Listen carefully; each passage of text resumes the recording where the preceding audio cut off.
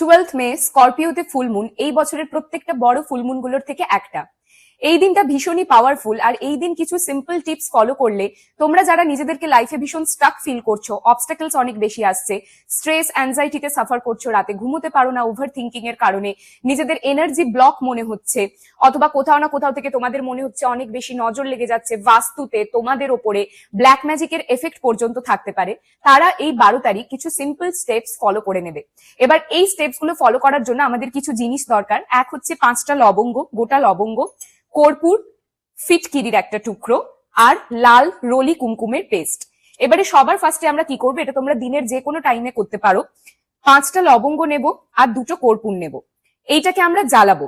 জ্বালিয়ে কি করব, পুরো ঘরের কোনায় কোনায় আমরা কিন্তু ভালো করে সেটাকে দেখিয়ে নেব। সেই ধুনোর আঁচটা কিন্তু আমরা দিয়ে দেব, ধোঁয়াটা দিয়ে দেওয়ার পর যে অ্যাশটা থাকবে সেটাকে আমরা বারান্দায় বা ছাদে গিয়ে বাইরে উড়িয়ে দেব।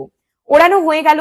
তারপরে আমরা কি করব, এই যে ফিটকিরিটা আছে, এই ফিটকিরিটা নিয়ে আমাদের মেন এন্ট্রান্সের বাইরে যে পাপোশটা থাকে তার নিচে রেখে দেব। এটাতে যে কোনো রকমের নেগেটিভ এনার্জি তোমাদের বাস্তুতে এবং তোমাদের পর্যন্ত পৌঁছানোর আগে কিন্তু টোটালি ব্লক হয়ে যাবে।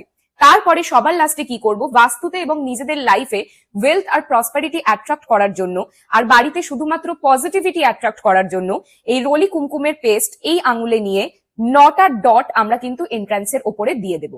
ব্যাস এটুকু করলেই হবে। আর পজিটিভিটি তোমরা 1 সপ্তাহের মধ্যেই ফিল করা কিন্তু স্টার্ট করে দেবে। রিভিউ জানাতে ভুলো না।